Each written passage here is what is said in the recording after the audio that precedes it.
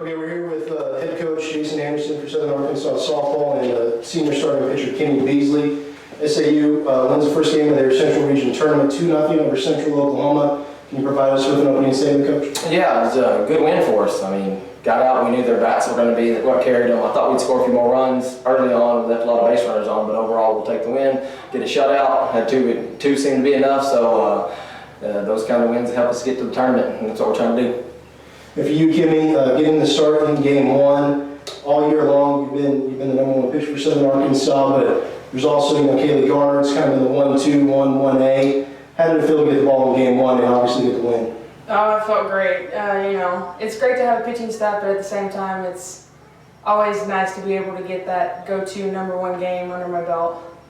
Yeah, the 2-0 shutout. It's your 9th shutout of the year. 5 strikeouts put you one away from 200. Your second single season in strikeouts. What were you able to do against Central Oklahoma? Because they're a team, if you look at them statistically, hitting over 350 as a team, they had some pop. I just worked the corners, changed speeds a little bit. They got that they would chase the up ball a little bit. They were laying off of it, but it was nice to be able to have something to go in on them with. Wasn't able to do it without the defense, though.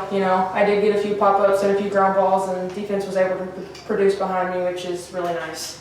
Coach, you talked about leaving the runners on base. 3 out of the first 4 innings, a leadoff walk. Don't score in any of those except for that 4th inning. You were able to push across, but you don't have a hit until an out in the 4th. Were you starting to maybe get a little worried that your offense was pressing there? No, I wasn't worried. I just felt like that we were a little anxious. I mean, I felt like the umpire that we had behind the plate had kind of a tight zone, so I felt like if we were swinging early, we needed to square something up, and that's kind of what I told him. I think we were a little anxious instead of making her pitch a little bit. We did get some walks early, but we were a couple hits away. I did feel like even though, especially the bottom of the lineup first time through, I thought like they had good contact. We hit it right at them, so I knew we'd come around. I got a couple of girls thrown out at home, but that one's on me. 2 outs, crack of the bat, I'm sending them every time. They had to make good throws, and like I said, 2 runs seemed to be enough. Kimmy was out there dealing, had them off balance, had them with their defense behind her, so we did what we had to do to get the win. Talk about the bottom of your lineup. 7 hits, 4 of them coming from Adlo and Casada down towards the bottom of the order. They really got things going offensively. What does it mean to have that production at the bottom of the order? Well, I mean, anytime you can get it from anywhere. Like I said, when the top struggling, the bottom's going to pick us up. They did a lot in the conference tournament too. We got some big hits out of that 7, 8, 9 hole in the conference tournament, which tended to be big runs, so that's kind of carried over. So anytime we can get runs, we'll take runs any way we can get them, whether they're 1 through 4 or 5 through 9. However we can get the runs, we'll take them any way we can get them. So this is a college lineup, and we feel like we're solid 1 through 9.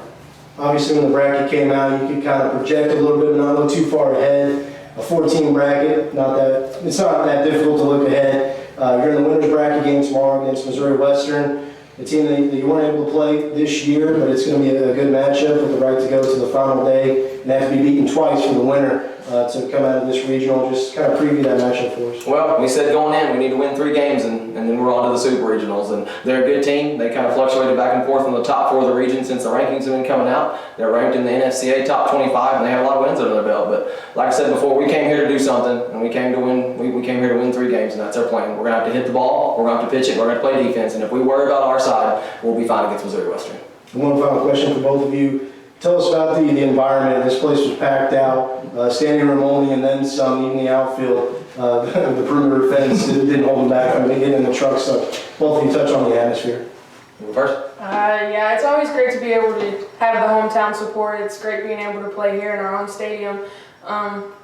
Seeing the fans, knowing the support just amps us up even more. It gets the girls going, so that's a plus for us. And from a coach's side, it's the same way. We appreciate all the support. This town, Magnolia, SAU community has been big for us all year, not just this tournament. But we knew going into, when we knew we had a chance to host, we knew that's what it was going to be like. And that's why we wanted to host it so bad. We didn't want to go anywhere. We wanted to play at home because we knew the community would come out. We knew the students would get behind us, the faculty, the community, and it showed today. So come on out. Make sure they keep coming out tomorrow. We got some big wins ahead of us.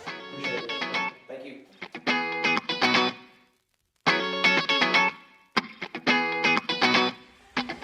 Ladies and gentlemen.